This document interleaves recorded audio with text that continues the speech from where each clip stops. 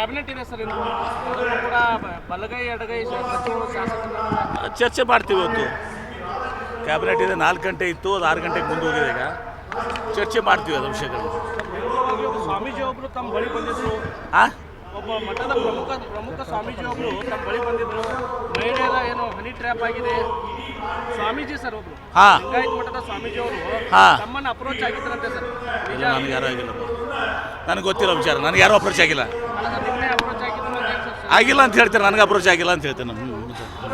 CM dinner meeting ಕರೆದಿದ್ದಾರೆ, ತಾವೇನಾದ್ರು ಹೋಗ್ತೀರಾ? CM ಅವರು ಡಿನ್ನರ್ ಮೀಟಿಂಗ್ ಕರೆದಿದ್ದಾರೆ, ತಾವೇನಾದ್ರು ಹೋಗ್ತೀರಾ? ಸಿಎಂ ಡಿನ್ನರ್ ಮೀಟಿಂಗ್ ಕರೆದ್ರೆ ಹೋಗ್ತೀವಿ. ಸಿಎಂ ಮೀಟಿಂಗ್ ಕರೆದ್ರು ಹೋಗ್ತೀವಿ, DCM ಅವ್ರು ಡಿನ್ನರ್ ಮೀಟಿಂಗ್ ಕರೆದು ಹೋಗ್ತೀವಿ. ಅದಕ್ಕೇನಿದೆ ಪಾರ್ಟಿದಾಗ. ಸಿಎಂ ಬದಲಾವಣೆ ಚರ್ಚೆ ಆಗ್ತಿರುವ ಸರ್, ಆಫ್ಟರ್ ಬಜೆಟ್ ಆಗುತ್ತಾ ಸರ್? ಅದು ಬದಲಾವಣೆ ಕೇವಲ ಮಾಧ್ಯಮದಲ್ಲಿ ನಡೀತಾ ಇದೆ. ಕೆಪಿಎಸ್ಸಿ ಆರೋಪ ಕೇಳಿ ಬಂದಿದೆ, ಅಕ್ರಮ ಆಗಿದ್ರೆ ಇವತ್ತು ಸರ್ಕಾರ ಅವರು ಅದನ್ನು ಅದ್ರ ಬಗ್ಗೆ ತನಿಖೆ ಮಾಡ್ತಾರೆ. ಸರ್ ಸಿದ್ದರಾಮಯ್ಯನವರೇ ಮುಂದುವರಿತಾರೆ ಸರ್ 5 ವರ್ಷ. ಸಿದ್ದರಾಮಯ್ಯನವರೇ 5 ವರ್ಷ ಮುಂದುವರಿತಾರೆ ಸರ್. ನೋಡಿ, ನಮ್ಮ ಪಕ್ಷದಲ್ಲಿ ಸಿದ್ದರಾಮಯ್ಯನವರು ಒಂದು ಮಾತು ಹೇಳಿದ್ದಾರೆ, DK ಶಿವಕುಮಾರ್ ಒಂದು ಮಾತು ಹೇಳಿದ್ದಾರೆ. ನಮ್ಮ ಪಕ್ಷದಲ್ಲಿ ಹೈಕಮಾಂಡ್ ಸುಪ್ರೀಂ ಶ್ರೀಮತಿ ಸೋನಿಯಾ ಗಾಂಧಿಯವರು, ರಾಹುಲ್ ಗಾಂಧಿಯವರು, ಮಲ್ಲಿಕಾರ್ಜುನ್ ಖರ್ಗೆ ಅವರು, CWC ಇದೆ.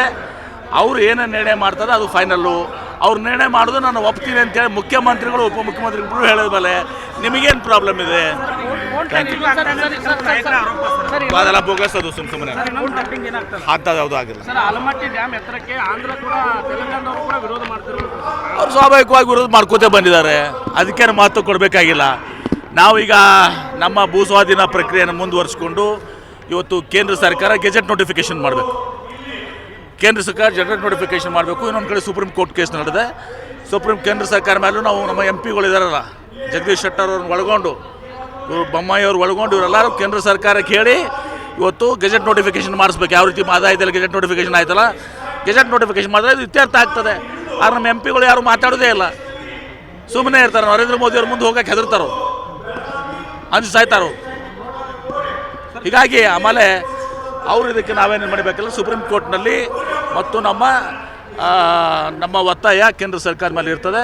ಗೆಜೆಟ್ ನೋಟಿಫಿಕೇಷನ್ ಆದಮೇಲೆ ಈಗ ನಾಗರ ಪ್ರಕ್ರಿಯೆ ಪ್ರಾರಂಭಿಸಿದ್ದೀವಿ ನಾವು. ಈಗಾಗಲೇ 40 ಲಕ್ಷ 30 ಲಕ್ಷ ಏನು ಮುಳುಗಡೆ ಆಗ್ತದೆ ಭೂಮಿಗಳಿಗೆ ಮತ್ತು ಕಾಲುವೆಗಳಿಗೆ ಅದು ಕೊಡುವಂಥದ್ದು ನಮ್ಮ ಒಂದು ಐತಿಹಾಸಿಕ ನಿರ್ಣಯನ ನಮ್ಮ ಕಾಂಗ್ರೆಸ್ ಸರ್ಕಾರ, ಮುಖ್ಯಮಂತ್ರಿಗಳಂತ ಸಿದ್ದರಾಮಯ್ಯನವರು, ಉಪಮುಖ್ಯಮಂತ್ರಿಗಳು, ನೀರಾವರಿ ಸಚಿವರು DK ಶಿವಕುಮಾರ್ ನಾವು ತೆಗೆದುಕೊಂಡಿದ್ದೀವಿ. ನಿಶ್ಚಿತವಾಗಿ ನಂದು ಕೂಡ ಬೆಂಬಲ ಇದೆ ಅದಕ್ಕೆ. ನಾನು ಗಣೇಶ್ ಹುಕ್ಕೇರಿ ಅವರು ಉಪಚುನಾವಣೆಯಲ್ಲಿ ನಾನು ಕೂಡ ಅದನ್ನ ಇದು ಮಾಡಿದವನ್ನೇ ಮಾಡ್ತೀವಿ. ವಿಜೇಂದ್ರ ಅವರು ಬಂದಿದ್ರು ಸರ್, ಇಲ್ಲಿ ನಾಲಾಯಕ್ ಸರ್ಕಾರ ಅಂತ ಆರೋಪ ಮಾಡ್ತಾರೆ ಸರ್. ರಾಜ್ಯ ಕಾಂಗ್ರೆಸ್ ಸರ್ಕಾರ ಇದು 6ನೇ ಗ್ಯಾರಂಟಿ ಬೆಲೆ. ಅವ್ರು ವಿಜೇಂದ್ರ ಅವ್ರಿಗೆ ಹೇಳಿ, ಅವ್ರು ಯಾವ ಪಕ್ಷನಾಗ ಇದಾರಲ್ಲ ಈಗ, ಅವ್ರನ್ನ ಯಾರೂ ಒಪ್ತಾ ಇಲ್ಲ. ಒಂದೇದ್ದು, ಪ್ರಥಮ ಬಾರಿ ಶಾಸಕರಾದವ್ರನ್ನ ಅಧ್ಯಕ್ಷ ಮಾಡಿದರು ಪುತ್ರ ವ್ಯಾಮೋಹದಿಂದ ಯಡಿಯೂರಪ್ಪನವರು. ಅವ್ರನ್ನ ಯಾರೂ ಒಪ್ತಾ ಇಲ್ಲ. ಯಾರು ಒಪ್ಪಿದ್ದಾರೆ ಹೇಳ್ರಿ? ಅಶೋಕ್ ಒಪ್ತಾರ, ಬೊಮ್ಮಾಯಿ ಒಪ್ತಾರ, ಶೆಟ್ಟರ್ ಒಪ್ತಾರ, ಯಾರು ವಿಜೇಂದ್ರ ಒಪ್ಪೋದಿಲ್ಲ.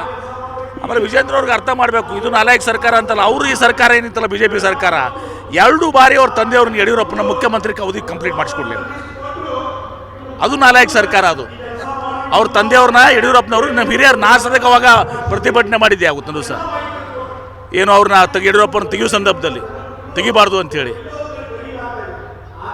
ಇವ್ರ ತಂದೆಯವ್ರನ್ನ 2 ಬಾರಿ ಮುಖ್ಯಮಂತ್ರಿ ಮಾಡಕ್ಕೆ ಬಿಟ್ರೆ ಅವರು 2 ಬಾರಿ ತೆಗೆದಾಕಿದ್ರು ಅವ್ರನ್ನ. ಗೊತ್ತಿಲ್ವಾ ಇದು? ಅದನ್ನ ನೋಡ್ಕೊ ಅಂತ ಹೇಳ್ರಿ ಅವ್ರಿಗೆ.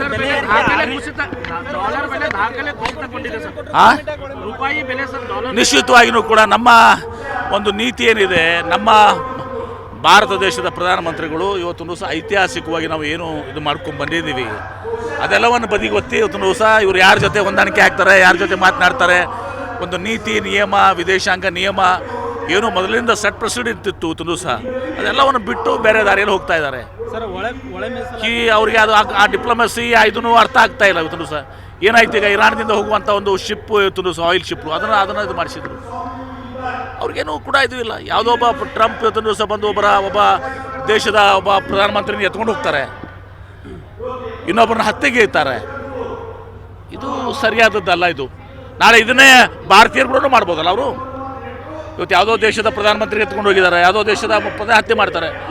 ನಾಳೆ ನಮ್ಮ ರಾಷ್ಟ್ರಕ್ಕೆ ಇದನ್ನು ಮಾಡಿದರೆ ನಾವು ಸುಮ್ಮನೆ ಇರ್ತೀವ? ಇದು ಟ್ರಂಪ್ ಅವರ ಒಂದು ತಪ್ಪು ನೀತಿ ಇವತ್ತು ಅವ್ರು ಏನು ಮಾಡ್ತಾ ಇರೋದು ಸರಿಯಾದದಲ್ಲ ಸರ್. ಹೀಗಾಗಿ ಅವ್ರು ಹೇಳ್ತಾ ಇದ್ದಾರೆ ನನಗೆ ನೊಬೆಲ್ ಪಾರಿತೋಷಿಕ ಕೊಡಬೇಕು, ಶಾಂತಿ, ಯುದ್ಧ ನಾನು ನಿಲ್ಲಿಸಿದ್ದೀನಿ, ಭಾರತ ಪಾಕಿಸ್ತಾನ ಅಂತ ಯುದ್ಧ ನಿಲ್ಲಿಸಿದ್ದೀನಿ ಅಂತೇಳಿ. ಒಂದು ಕಡೆ ಯುದ್ಧ ನಿಲ್ಲಿಸಿದ್ದೀನಿ, ನೊಬೆಲ್ ಪಾರಿತೋಷಿಕ ಕೊಡಬೇಕಂತ ಎಲ್ಲರಿಗೂ ಕೂಡ ಯಾರಿಗೋ ಸಿಕ್ಕಿದ್ದನ್ನು ಸಹ ಕಸ್ಕೊಂಡ್ರಲ್ಲ ಅದೋ ಪಾಪ ಹೆಣ್ಮಗಳಿಗೆ ಸಿಕ್ಕಿದ್ದನ್ನು ನನಗೆ ಕೊಡೋಕ್ಕೆ ಬರೋದಿಲ್ಲ ಅದನ್ನು.